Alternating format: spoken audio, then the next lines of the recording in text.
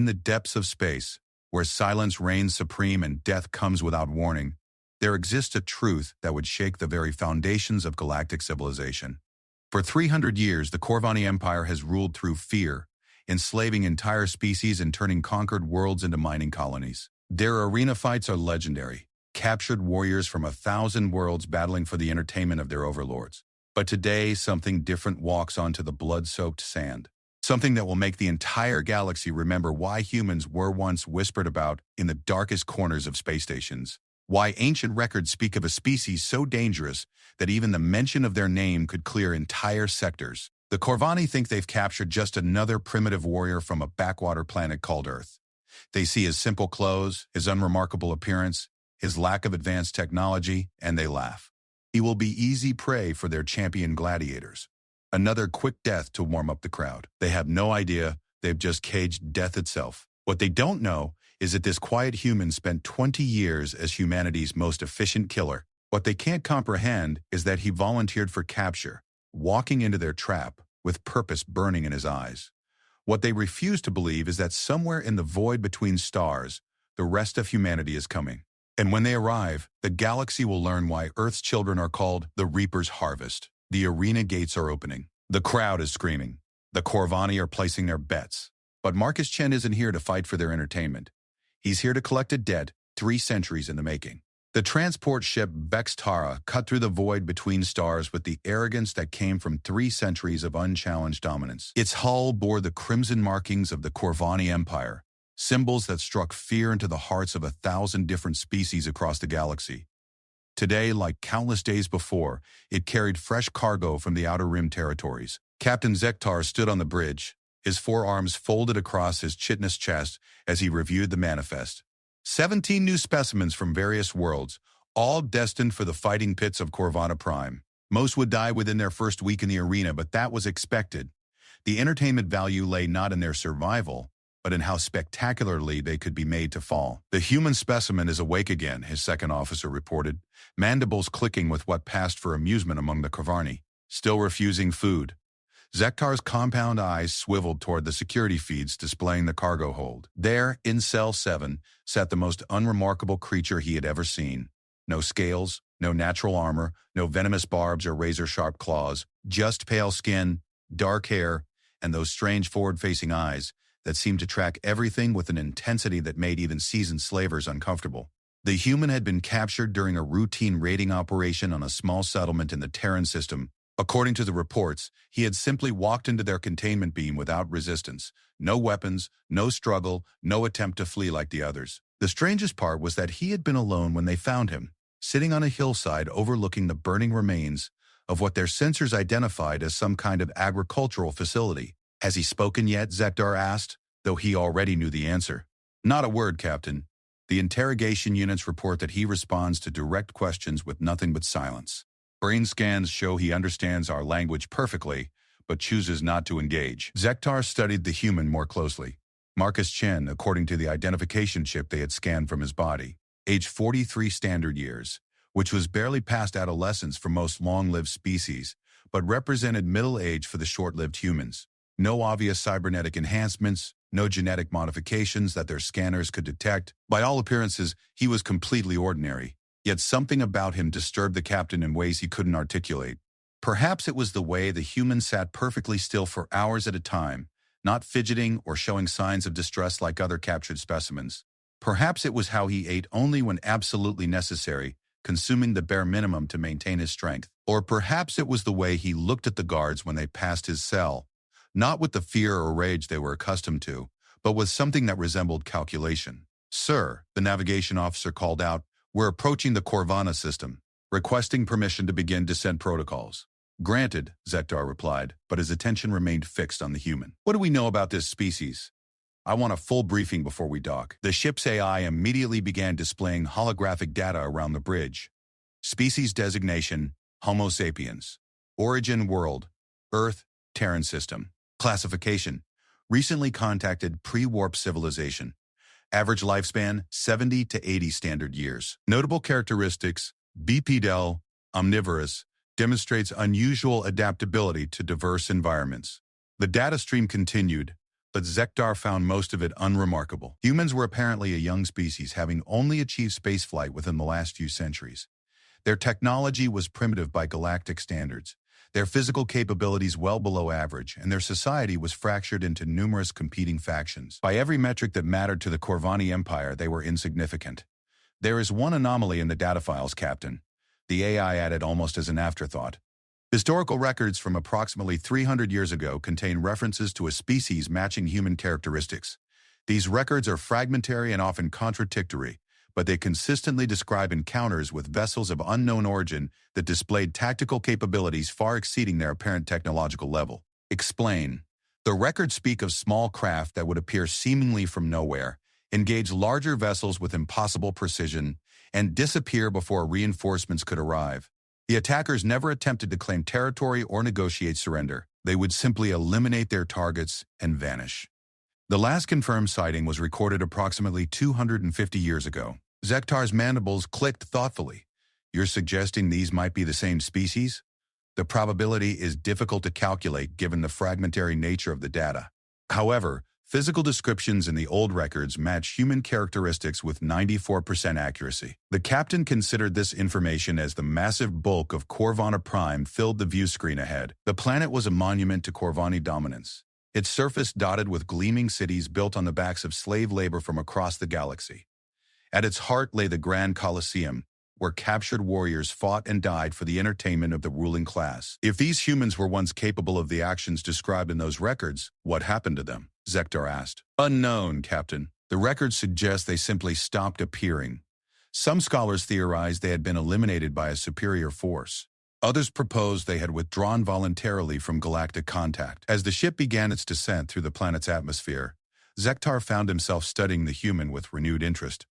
Marcus Chen sat in his cell with the same unsettling stillness, his dark eyes focused on some point beyond the walls of his prison. There was something about his posture that suggested patience rather than resignation, as if he were waiting for something specific to occur. The captain's contemplation was interrupted by an urgent communication from the planet's surface. The face of Arena Master Vakran appeared on the main screen, his scarred features twisted with anticipation. Zektar, my friend, I trust you bring me fresh meat for tomorrow's games. 17 specimens, Arena Master, all in acceptable condition. Excellent. The crowds are growing restless. They demand more exotic entertainment, creatures they haven't seen torn apart before. Vakran's eyes gleamed with sadistic pleasure. Tell me you brought something special. Zektar hesitated. There is a human among the cargo. The species is new to our collections. A human? Vakran's expression shifted to curiosity. I'm not familiar with the designation. Are they formidable fighters? Quite the opposite, from what our data suggests. They appear to be a primitive species with no notable combat capabilities. However, there are some historical anomalies that might warrant caution. The Arena Master laughed, the sound resembling grinding metal. Caution is for the weak, Captain. If they cannot provide adequate entertainment, they can always serve as warm-up prey for the main events. The crowds enjoy watching weaklings get torn apart almost as much as they enjoy witnessing true combat.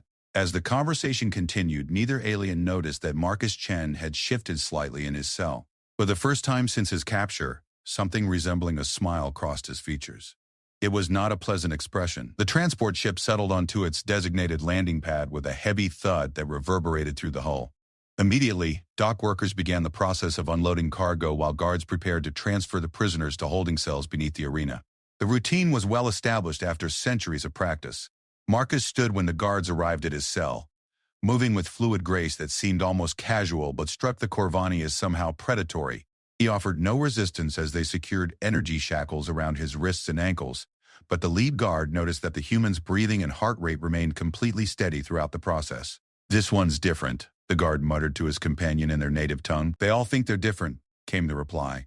Wait until he faces his first gladiator. That usually corrects their attitude problems. Marcus said nothing, but his dark eyes tracked every detail of their route through the ship's corridors. He memorized the location of security stations, noted the positions of surveillance equipment, and counted the number of armed guards they passed. Information that might have seemed irrelevant to most prisoners struck him as potentially crucial. The holding area beneath the Grand Colosseum was a testament to Corvani cruelty. Hundreds of cells stretched into the distance, each containing warriors from across the galaxy. Some paced like caged beasts, others sat in meditation, and more than a few bore the 1,000-yard stare of those who had already accepted their fate. The air was thick with the scent of fear, sweat, and something darker that Marcus recognized as despair. They assigned him to a cell in the newest section, designated for fresh arrivals who had yet to prove themselves in combat. His neighbors included a reptilian creature with natural armor plating and an insectoid being whose limbs ended in wicked-looking side blades. Both studied him with the calculating gaze of predators evaluating potential prey. "Human," the reptilian creature hissed once the guards had departed. "I have heard rumors of your kind. They say you are weak, slow, and break easily." Marcus settled onto the thin sleeping mat provided in each cell. People say a lot of things.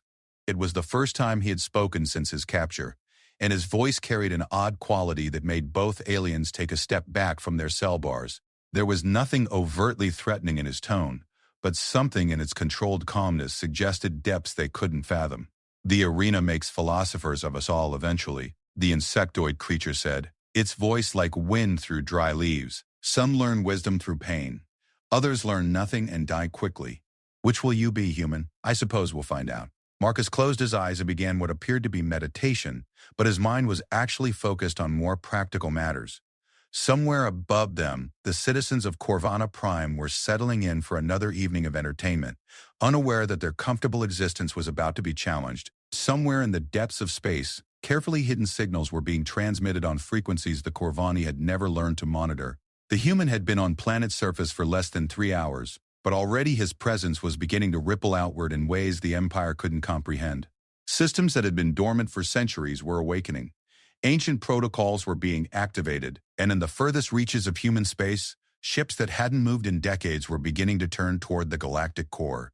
Arena Master Vokran reviewed the next day's schedule with satisfaction. The human would face Griktar the Bone Crusher in the morning preliminary rounds, an adequate test that would provide sufficient blood to warm up the crowd. If by some miracle the human survived, there were always more challenging opponents available.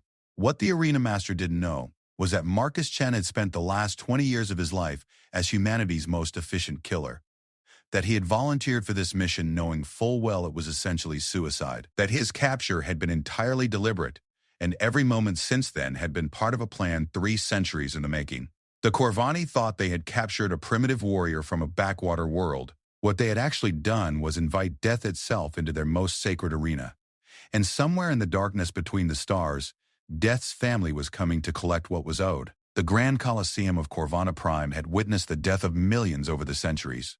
Its blood-stained sands had drunk the life essence of warriors from every corner of the galaxy, and its towering walls echoed with the screams of the dying and the roars of the entertained. On this morning, as golden sunlight streamed through the atmospheric processors above, 50,000 Corvani citizens filled the seats to capacity. Marcus Chen stood in the preparation chamber, listening to the thunder of excited voices that filtered down through layers of stone and metal. The sound was familiar to him, though not from any arena. He had heard similar sounds in the moments before orbital bombardments, when civilian populations realized too late what was coming for them. "First time hearing the crowd, human?" asked Thekvar, an aging gladiator whose scarred hide told the story of 100 battles. "The sound gets into your bones after a while. Makes some fighters stronger, drives others mad." Marcus nodded politely, but said nothing. He had been assigned standard arena gear, a simple chest plate that would stop glancing blows, arm guards, and a selection of primitive weapons that wouldn't damage the expensive energy barriers protecting the audience. The equipment was designed to prolong fights rather than end them quickly, ensuring maximum entertainment value from each contestant's death. The preparation chamber housed 24 fighters scheduled for the morning sessions. Most were veterans who had earned the right to live another day through previous victories, but a few were fresh arrivals like Marcus. The atmosphere was tense, filled with the kind of controlled aggression that came from knowing death waited just beyond the chamber doors. "You're fighting Griktar first," Thekvar continued, his tone suggesting this was significant information. "Bone Crusher, they call him. Killed 37 opponents in his last season. Favorites always bet on him finishing fights in under 2 minutes." "Good to know," Marcus replied, his voice betraying no emotion. Thekvar studied the human with increasing puzzlement. Every other first-timer he had known showed some signs of nerves before facing the arena. Racing hearts, sweating palms, nervous energy, or sometimes complete paralysis from fear. This human displayed none of these reactions. His breathing remained steady, his posture relaxed, and his eyes held the same calculating stillness that had unnerved the guards. "What kind of warrior were you on your world?" the Kvar asked directly. Marcus considered the question. "The efficient kind." Before the veteran gladiator could respond, the chamber's announcement system crackled to life. Arena Master Vokran's voice boomed through the speakers, beginning the ritual opening ceremony that preceded each day's entertainment. "Citizens of the Empire, today we celebrate another glorious victory over the lesser species that infest our galaxy. Today we demonstrate the superiority of Corvani's strength through the ancient tradition of combat." The crowd's roar grew thunderous, and Marcus could feel the vibrations through the floor beneath his feet. Above them, holographic displays would be showing highlights from previous battles, working the audience into the proper bloodthirsty mood. "Our first entertainment features a new species, recently contacted and brought into the fold of civilization. From the primitive world of Earth, we present a human." The word human was spoken with the particular contempt the Corvani reserved for species they considered beneath notice. The crowd responded with laughter and mocking cheers, clearly anticipating a brief and amusing slaughter. Facing this unusual specimen is the mighty Griktar, whose bones have crushed more opponents than any gladiator in recent memory. This announcement generated genuine enthusiasm from the audience. Griktar was a proven killer, a massive reptilian creature, standing nearly 3 meters tall, with natural armor plating and claws capable of shearing through most metals. His victories were legendary, not just for their frequency, but for their spectacular brutality. Marcus felt the energy barrier that had sealed the preparation chamber flicker and die. The corridor beyond was now open, leading upward toward the arena floor. Around him, other gladiators began their own mental preparations for the day's battles. Human, Griktar himself appeared in the corridor entrance, having to duck slightly to fit through the doorway. His massive head swiveled toward Marcus with predatory interest.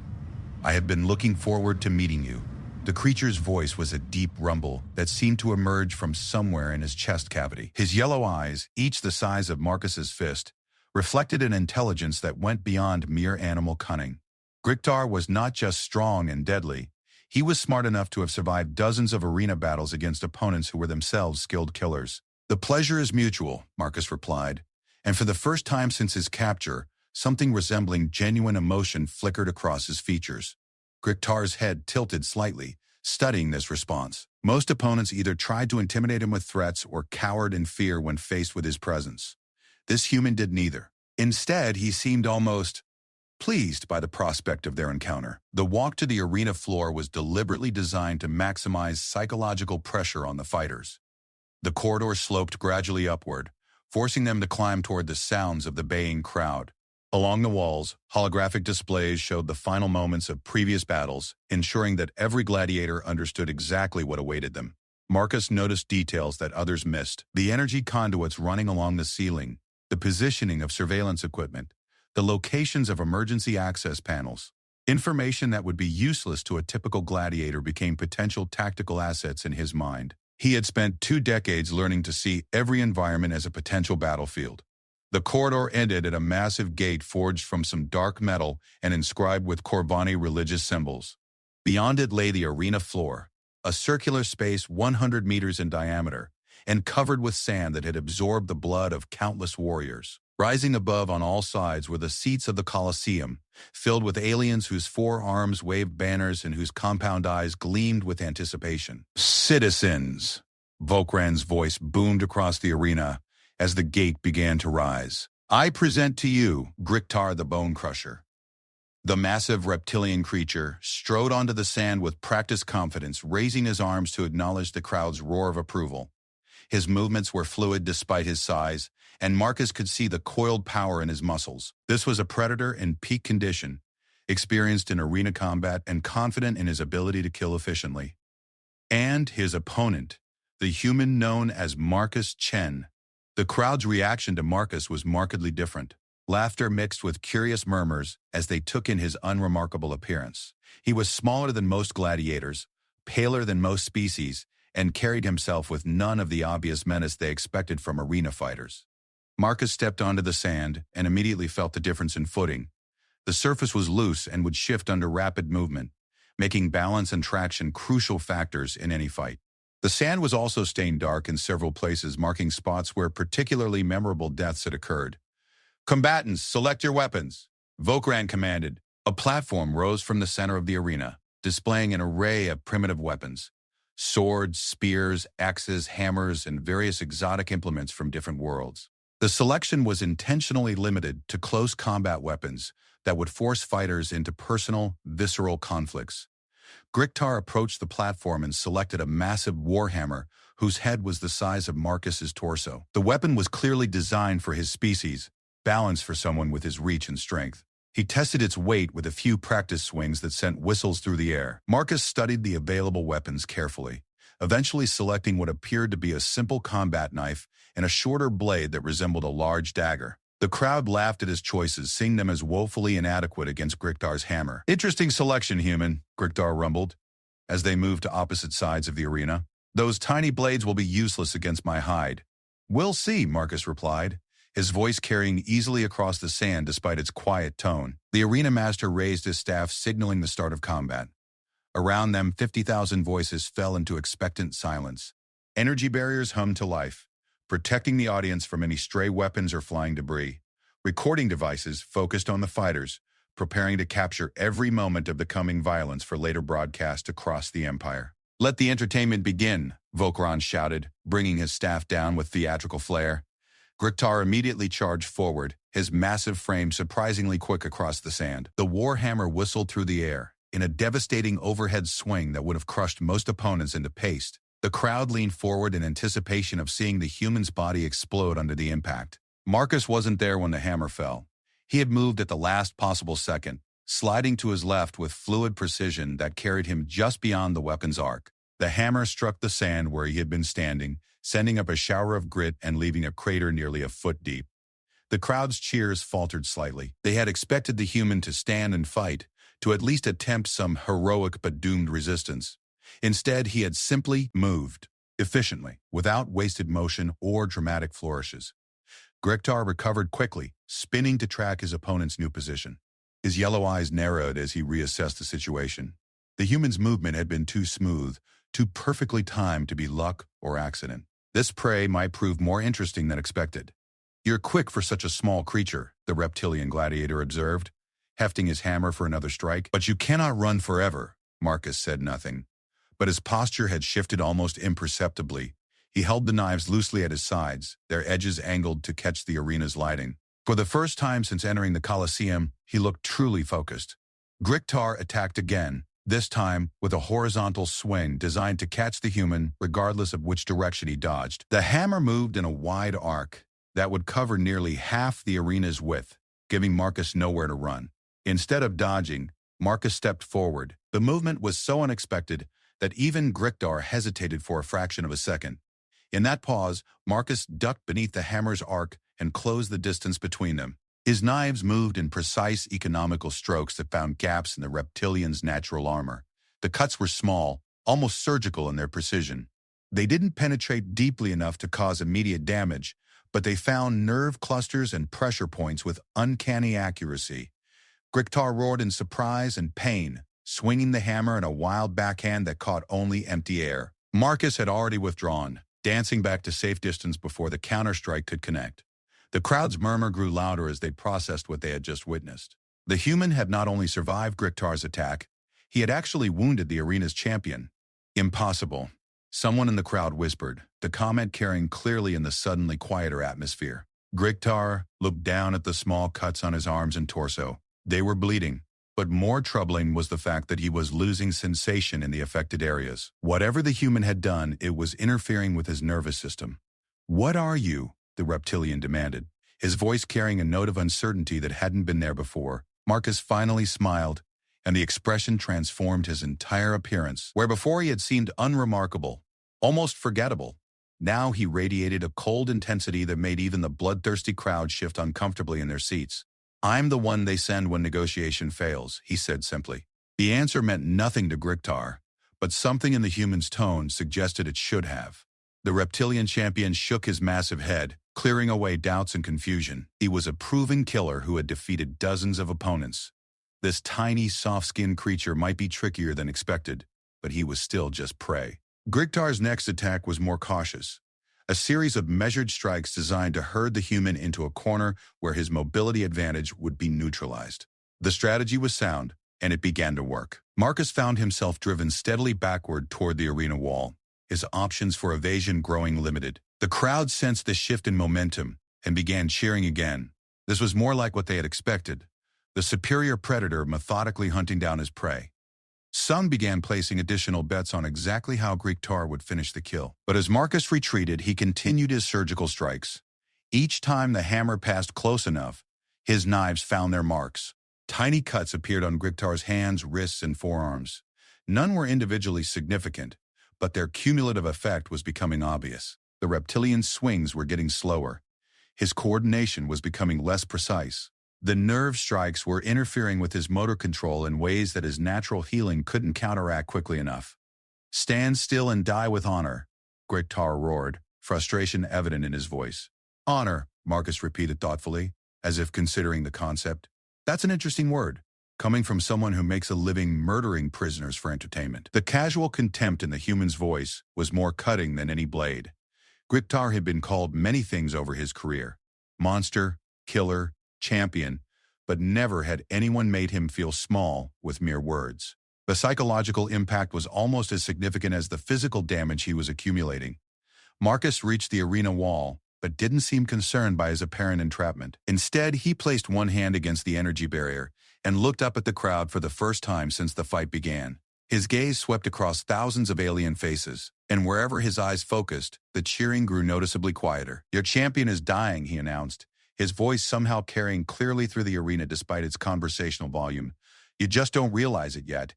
Griktar seized what he thought was an opportunity, bringing his hammer down in a devastating overhead strike that would pin the human against the barrier and crush him simultaneously. It was a killing blow that had ended dozens of previous fights. Marcus stepped into the attack instead of away from it. His left hand caught Griktar's wrist, guiding the hammer's trajectory just past his shoulder where it struck the energy barrier in a shower of sparks. His right hand drove upward with the longer knife, finding the one gap in the reptilian's armor that no previous opponent had been skilled enough to exploit. The blade entered beneath Griktar's jaw and traveled upward into his brain with surgical precision.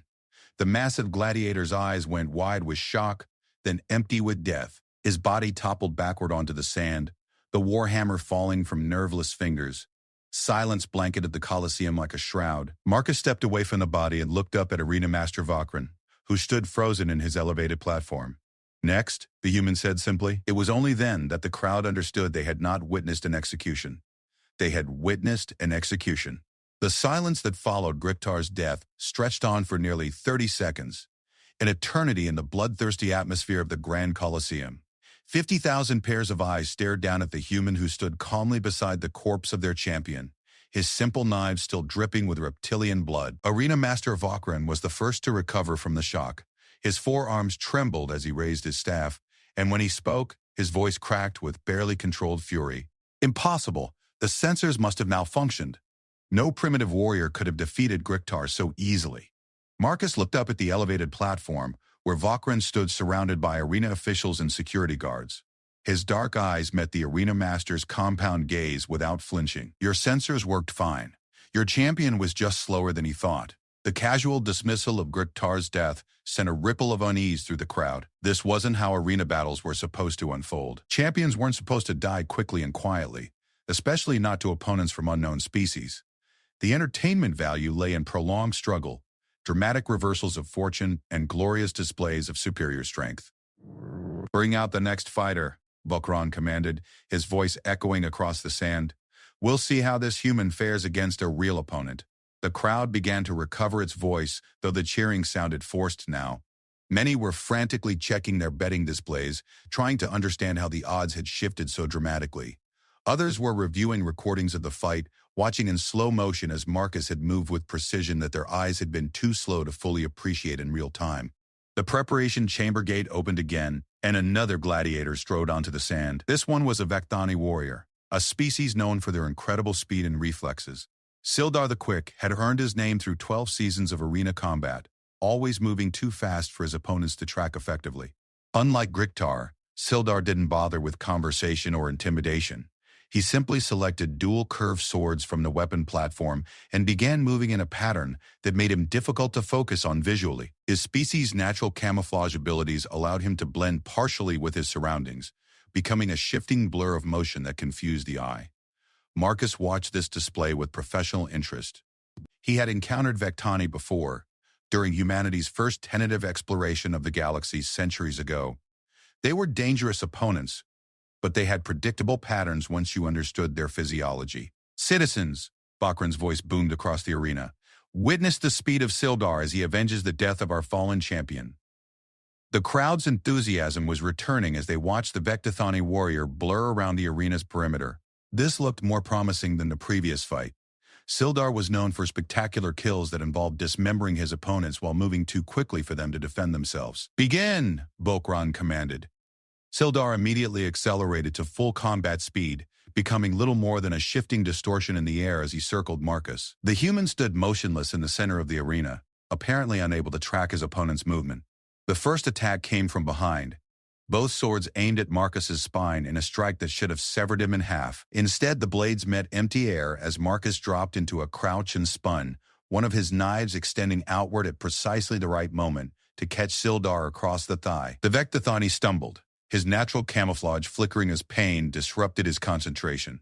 For a moment, he became fully visible to the crowd, who gasped at seeing their second champion already wounded. "Lucky," Sildar hissed, though his voice carried a note of uncertainty. No opponent had ever managed to strike him during his opening attack before. Marcus said nothing, simply tracking the warrior's movement with those unsettling dark eyes. He appeared to be studying something, analyzing patterns that others couldn't see. Sildar attacked again, this time varying his speed and approach angle to make prediction impossible. His swords wove a deadly pattern through the air, each strike calculated to force his opponent into an increasingly untenable position. But Marcus wasn't trying to defend against the attacks. Instead, he was mapping the Vectani's movement patterns, identifying the subtle tells that preceded each strike. The alien's speed was impressive, but it followed biological limitations that could be predicted and exploited. The crowd watched in growing confusion as the human seemed to dance through Sildar's attacks with minimal effort. His movements were economical, never wasting energy on dramatic dodges or unnecessary flourishes. He simply wasn't where the swords fell, and increasingly often his own blades would flash out to leave small wounds on his opponent. "What is he doing?" someone in the crowd whispered. "Why doesn't he fight properly?" Arena Master Vakran was wondering the same thing. The human's fighting style was unlike anything in their extensive databases. He didn't rely on strength, speed, or superior weapons. Instead, he seemed to anticipate every attack with impossible precision, as if he could see the future. The truth was both simpler and more terrifying. Marcus wasn't seeing the future. He was reading the present with the skills of someone who had spent decades learning to kill efficiently. Every muscle twitch, every shift in weight, every change in breathing pattern told him exactly what his opponent would do next. Sildar was beginning to slow down. His species could maintain their enhanced speed for only limited periods, and the accumulating wounds were affecting his stamina. Frustration was creeping into his attacks, making them less precise and more predictable. "Stand still and fight," the Vectani demanded, his camouflage flickering erratically now. "I am fighting," Marcus replied calmly. "You're just losing." The psychological impact was immediate. Sildar's next attack came from pure anger rather than tactical consideration. A wild charge that left him completely exposed. Marcus stepped to the side and drove both blades into the warrior's chest with surgical precision. Sildar collapsed onto the sand beside Griktar, his blood mixing with that of the previous champion. The crowd stared down in stunned silence at their second dead hero. "Next," Marcus said, looking up at Vakran again. The arena master's mandibles clicked with barely controlled rage. "Guards, seize that creature!" Something is wrong here. But the security forces hesitated. They had watched two proven champions die within minutes, killed by an opponent who showed no signs of fatigue or injury. The human stood calmly in the center of the arena, his simple weapons held loosely at his sides, waiting for whatever came next. "I said seize him!" Volkran screamed. Captain Zektar's voice crackled over the arena's communication system from his position in the command center. "Arena Master, our sensors are detecting unusual energy signatures from the human. Recommend we proceed with extreme caution." "Energy signatures?" Vakran demanded. "What kind of energy signatures?" "Unknown, sir. The readings don't match any known technology or biological enhancement." Marcus looked up at the command center, somehow knowing exactly where the conversation was taking place despite the facility's size and complexity. "You're detecting neural activity," he said, his voice carrying clearly through the arena's acoustics. "My brain operates at higher efficiency than your sensors are programmed to recognize." The casual revelation sent another wave of unease through the crowd. This primitive warrior was somehow monitoring their private communications and responding to conversations he shouldn't have been able to hear. "Impossible," Vokran declared. "No biological brain can process information that quickly without technological enhancement." "You're right," Marcus agreed. "Most can't. But humans are what you might call an unusual species." He began walking slowly toward the arena's perimeter, his movements casual but somehow predatory. The crowd instinctively pulled back from the barriers, as if proximity to this creature might be dangerous. 300 years ago, your empire encountered humans before," Marcus continued conversationally. "Your records call us ghosts, shadows, impossible warriors who appeared from nowhere and vanished just as quickly. You probably assumed we had died out or been conquered by someone stronger." Arena Master Vokran felt a chill run through his exoskeleton. The fragmentary records Captain Zekdar had mentioned were suddenly taking on a much more ominous significance. "The truth is simpler than that," Marcus said, now close enough to the barrier that individual spectators could see their own reflections in his dark eyes. "We withdrew from galactic contact because we decided we didn't want to share space with species like yours. We went home, improved ourselves, and waited." "Waited for what?" Vokran demanded, though he wasn't sure he wanted to hear the answer. Marcus smiled, and the expression was colder than the void between stars. "For you to give us a reason to come back."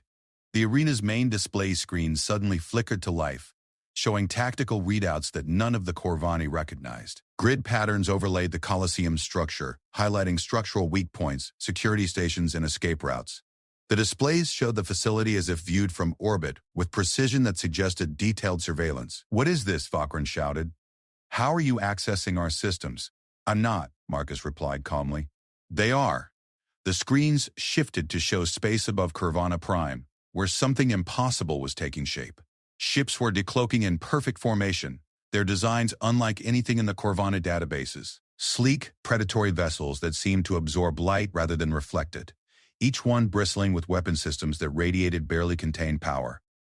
The crowd's panic murmur grew to a roar as they realized their planet was under attack by an unknown fleet. But the ships weren't firing. They simply hung in space above the capital city, like a sword of Damocles, waiting for some signal. "Citizens of the Corvani Empire," Marcus said, his voice now being broadcast through every communication device on the planet through methods no one could explain. "My name is Marcus Chen, and I represent the human race. 3 centuries ago, your ancestors made the mistake of believing we were extinct.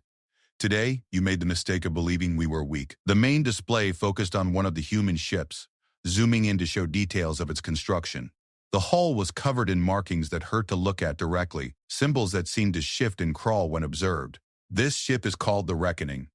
It carries weapons capable of cracking planets and shields that can absorb the energy of stars. But more importantly, it carries the names of everyone who has died in your arenas over the past 300 years.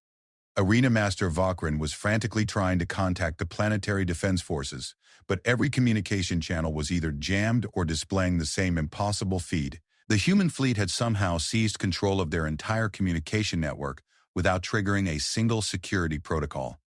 "Today, those deaths will be answered," Marcus continued. "But I want you to understand something first.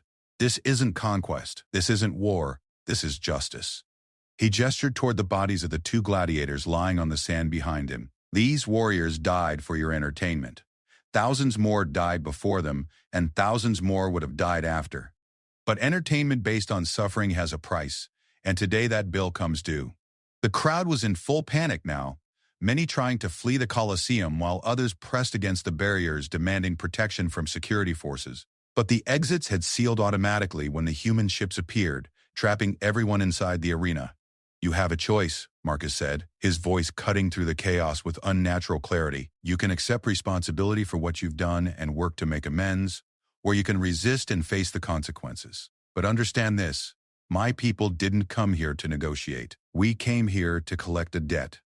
High above the planet, the Reckoning's weapon systems began powering up. Energy readings that defied comprehension registered on every sensor array in the system, and civilian communication channels filled with desperate pleas for mercy from orbital stations and military outposts. Marcus looked directly up at Arena Master Vokran, and despite the distance and height difference, their eyes met across the arena. The choice is yours, Arena Master. How do you want this to end? Vokran's mandibles clicked frantically as he processed the impossible situation.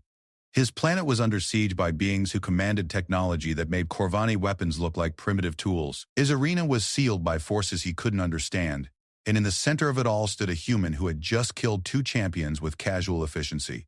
What do you want? The arena master asked, his voice barely above a whisper but somehow audible throughout the facility.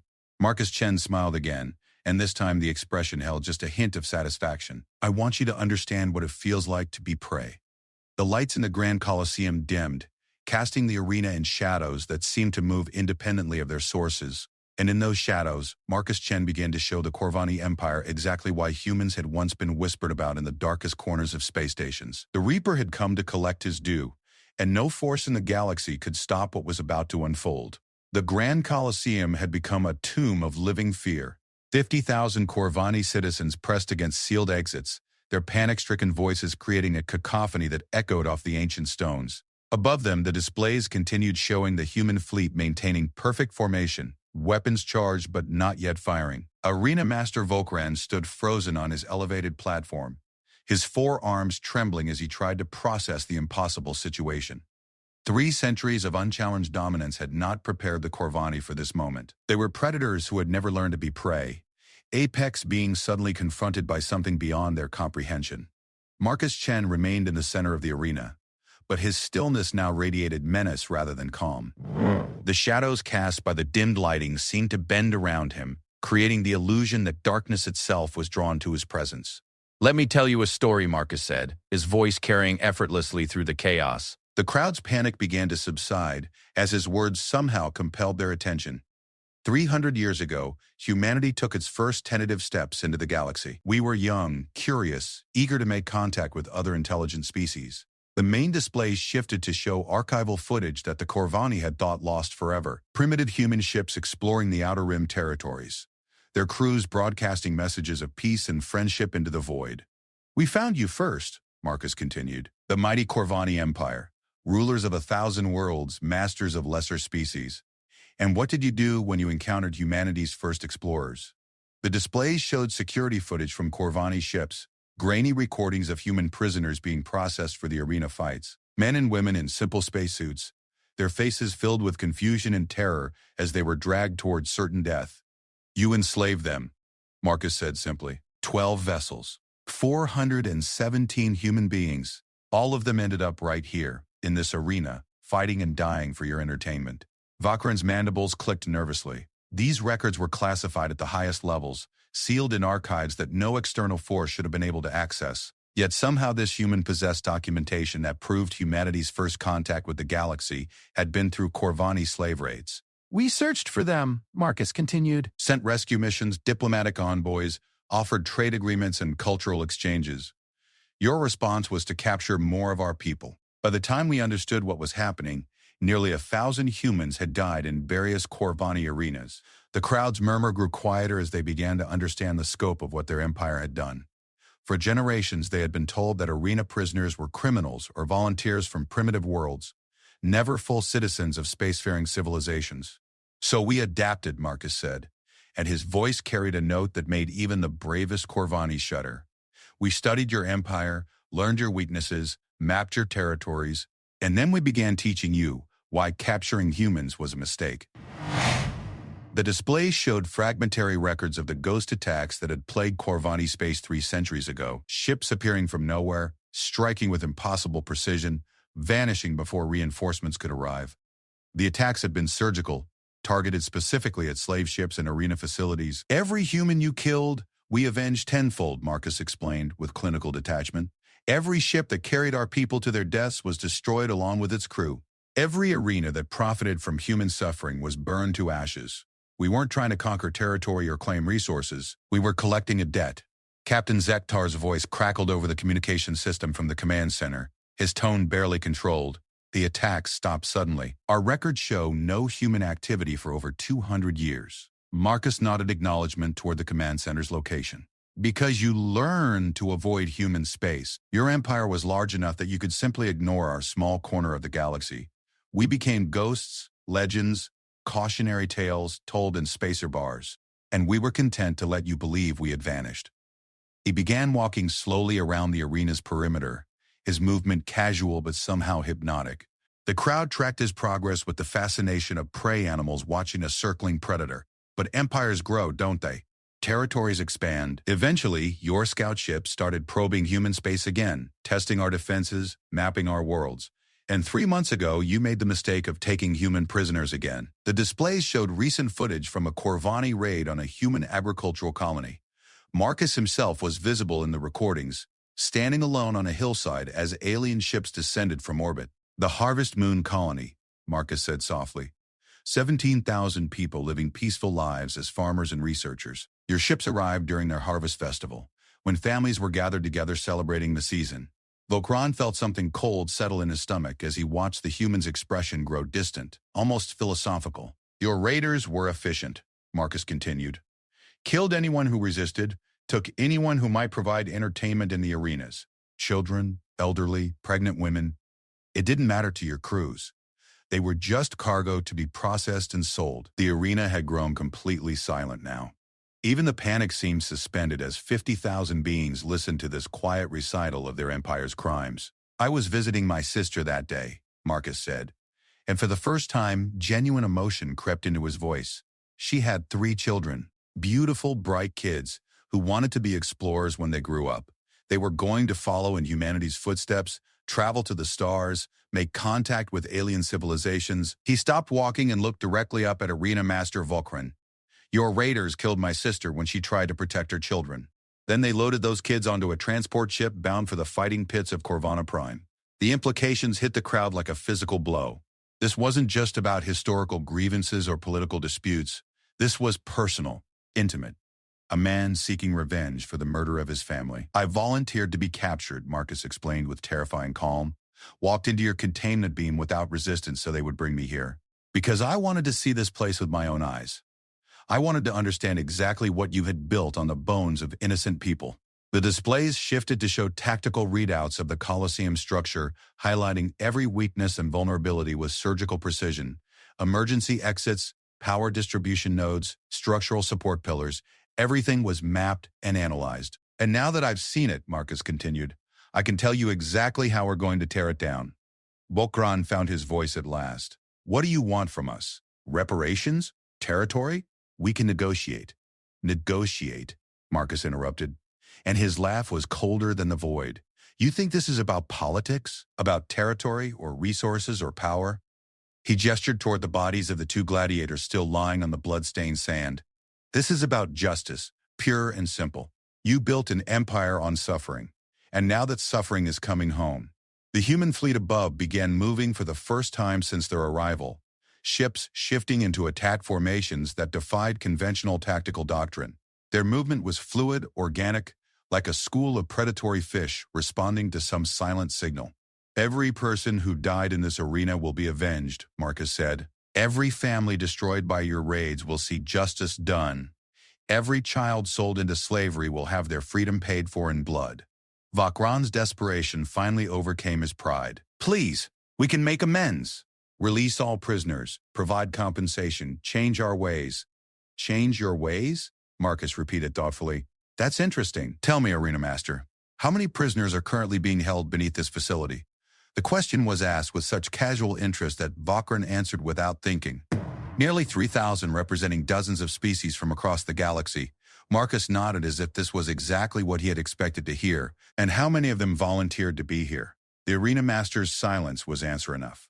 That's what I thought, Marcus said. 3,000 sentient beings stolen from their homes and families, waiting to die for your entertainment.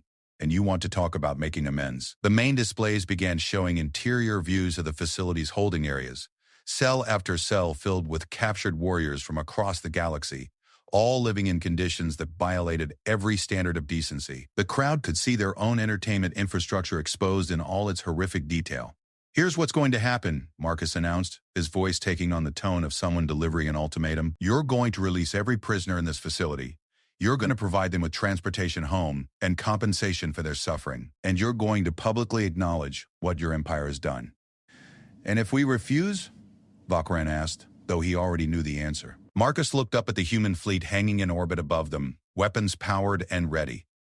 Then we'll demonstrate why humanity withdrew from galactic civilization in the first place, why we spent 3 centuries becoming something your empire couldn't comprehend or defeat. The largest of the human ships, the Reckoning, began descending through the planet's atmosphere. Its approach was silent, graceful, and absolutely terrifying. Energy readings spiked across every sensor array in the system as the vessel's true power became apparent. "You see, Arena Master, you made a fundamental error in judgment," Marcus explained with academic precision. "You assumed that because we withdrew from contact, we had become weak, passive, willing to accept whatever cruelties you inflicted." The Reckoning settled into a stable orbit just above the Colosseum, close enough that its shadow fell across the entire structure. The ship was beautiful in the way that apex predators were beautiful, perfectly evolved instruments of death. "The truth is that we withdrew because we were becoming too dangerous to exist alongside other species. War was changing us, turning us into something monstrous. So we went home, isolated ourselves, and spent 3 centuries learning to control what we had become." Marcus smiled, and the expression held depths of meaning that terrified everyone who saw it. "But control doesn't mean elimination. It just means we choose when to let the monster out." The arena's lighting systems failed completely, plunging the facility into absolute darkness. In the blackness, the only illumination came from the human ships above, their hull markings casting eerie shadows that seemed to move independently. "My name is Marcus Chen," the human's voice echoed through the darkness with supernatural clarity. "I am a Reaper of the Human Defense Corps, trained in arts of war that your civilization abandoned millennia ago. I came here to collect a debt 3 centuries in the making." Emergency lighting flickered on, revealing that Marcus had somehow moved to the center of the arena without anyone noticing. He stood surrounded by the weapons from the platform, each blade now held in perfect balance. "The debt is collected in blood," he continued. "Your blood, specifically. Every drop spilled in this arena will be repaid tenfold. Every life destroyed for your entertainment will be avenged in kind." Arena Master Vakran felt his exoskeleton crack under the pressure of pure terror. This wasn't negotiation or warfare or even revenge in any conventional sense. This was something primal and absolute, a force of nature wearing human form. "But I am not without mercy," Marcus said, and his voice carried a note of genuine compassion that was somehow more frightening than his threats. "I will give you one chance to avoid the fate you have earned. One opportunity to prove that your species is capable of redemption." The silence stretched on for nearly a minute before Vakran found the courage to speak. What do you want us to do?" Marcus Chen looked up at the Arena Master, and in the emergency lighting his eyes seemed to hold depths that stretched beyond the boundaries of space and time. "I want you to open every cell in this facility," he said simply, "and then I want you to kneel." The moment stretched like a taut wire between Marcus Chen and Arena Master Vakran. 50,000 Corvani citizens held their breath, waiting to see whether their civilization would choose submission or destruction. Above them, the human fleet maintained perfect formation, weapons powered but still holding fire. Okran's forearms trembled as he processed the impossible choice before him.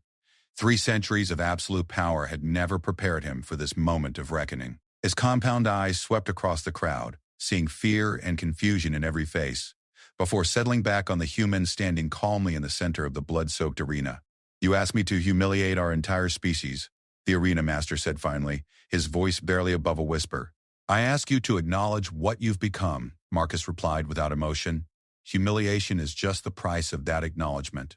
The emergency lighting cast stark shadows across the arena, making the scene feel like something from ancient mythology. A single warrior standing against an empire, demanding justice for crimes committed across centuries. But this was no myth, and the weapons hanging in orbit were very real.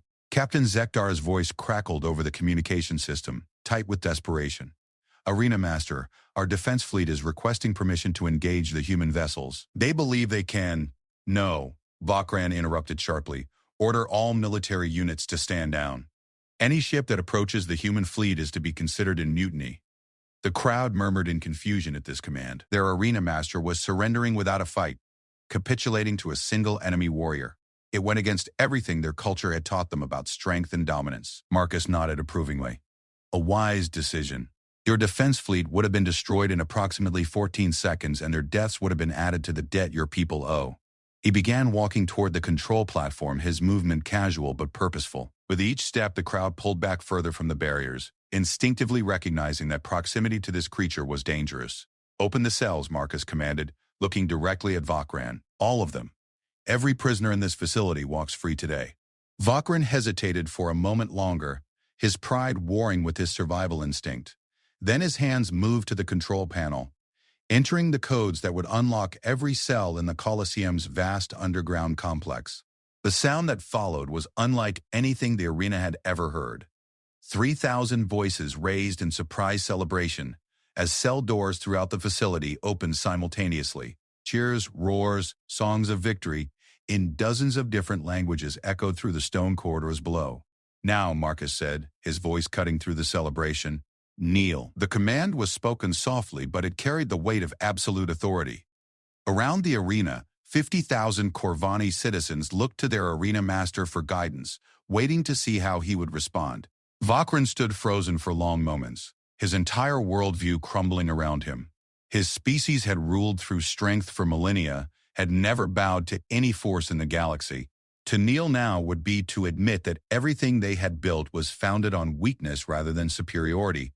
But the alternative was the complete destruction of his world. Slowly his legs folded beneath him. Arena Master Vakran, supreme ruler of the Grand Colosseum, knelt before a human warrior in the center of his own arena. The psychological impact was immediate and devastating. Across the Colosseum, Corvani citizens began dropping to their knees in waves, following their leader's example. The sound of 50,000 beings simultaneously kneeling created a thunderous echo that reverberated through the ancient stone. Marcus watched this display with no visible satisfaction, only grim acceptance. "This is how empires fall," he said, his voice carrying clearly through the arena.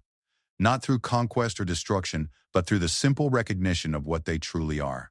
The main displays flickered back to life, showing images from across Corvana Prime as the human fleet broadcast their surrender throughout the planet. Millions of Corvani citizens watched their arena master kneel before an alien warrior, and many began kneeling themselves in response. "Stand up," Marcus commanded after the moment had stretched long enough to be burned into memory. "All of you." The crowd rose uncertainly, unsure what was expected of them now. The normal order of their society had been shattered in the span of minutes, leaving them without familiar reference points. "You kneel not because I am stronger than you," Marcus explained as they regained their feet.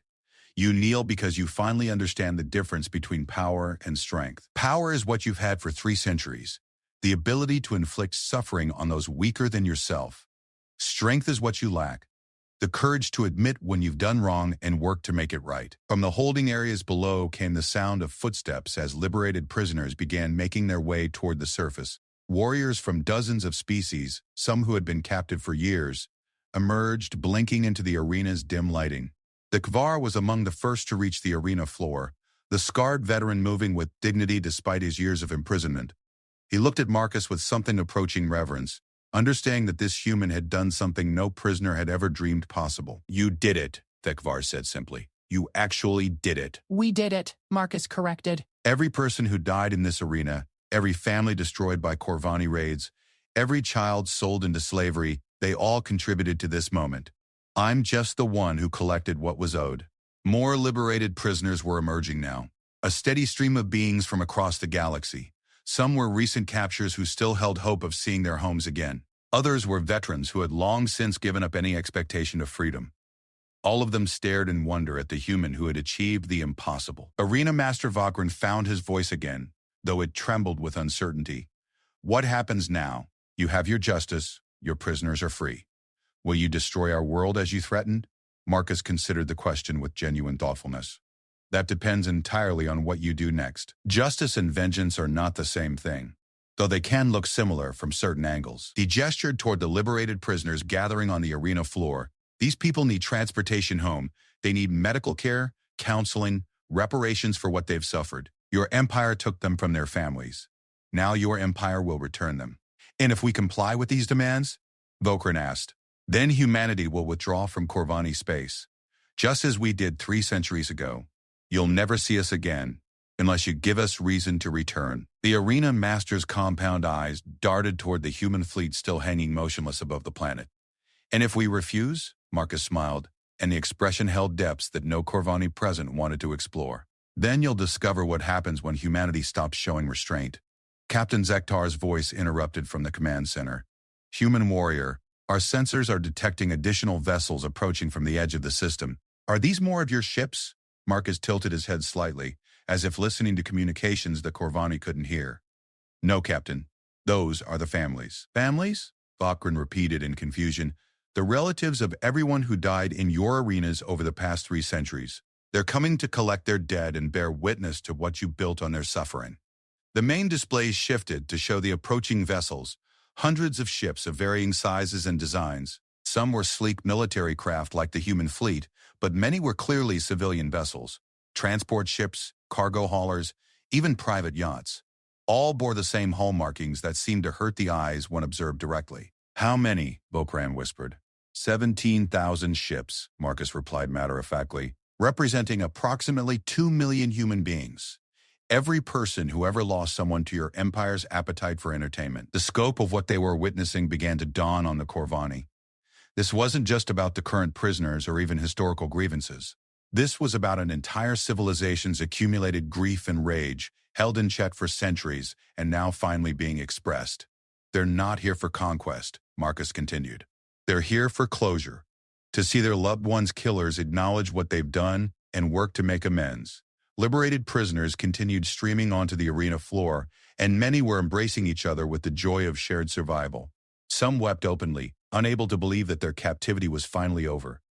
Others stood in stunned silence, processing the reality of freedom after years in cells. Among them, Marcus noticed several humans, survivors of more recent raids who had not yet faced the arena. They looked at him with recognition, understanding that he represented something larger than individual rescue. Marcus Chen, one of them said, a young woman whose eyes held the hollow look of recent trauma. We heard rumors that someone was coming for us, but we never believed. Believe it, Sarah, Marcus replied, somehow knowing her name. And believe this, what happened to you will never happen to another human being. We've made sure of that. She nodded, tears streaming down her face, and moved to join the other liberated prisoners. Bokran watched this reunion with growing understanding of what his empire had actually done. These weren't just random captives or volunteers seeking glory in combat. They were people with names, families, lives that had been violently disrupted for the entertainment of others. How do we make this right? He asked, and for the first time his voice carried genuine remorse. How do we repay a debt this large?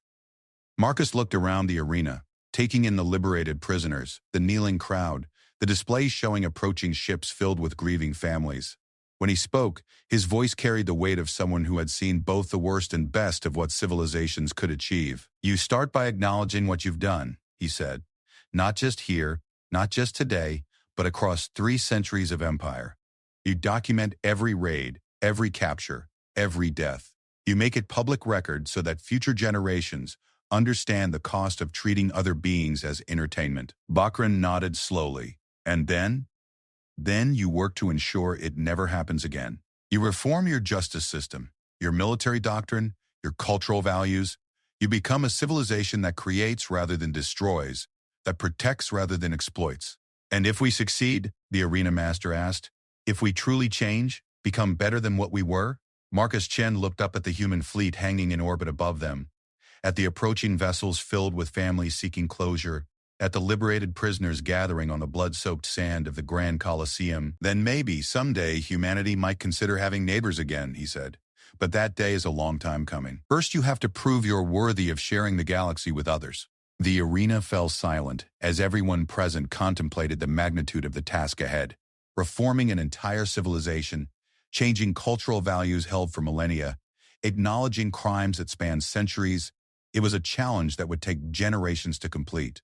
But it was better than the alternative. High above Corvana Prime, the reckoning began powering down its weapons. The immediate crisis was over, justice had been served, and the long work of redemption could begin. Marcus Chen stood in the center of the arena where thousands had died for entertainment, surrounded by beings who would live because one man had chosen to collect an old debt. The Reaper's work was done, at least for today. Tomorrow, the real work would begin.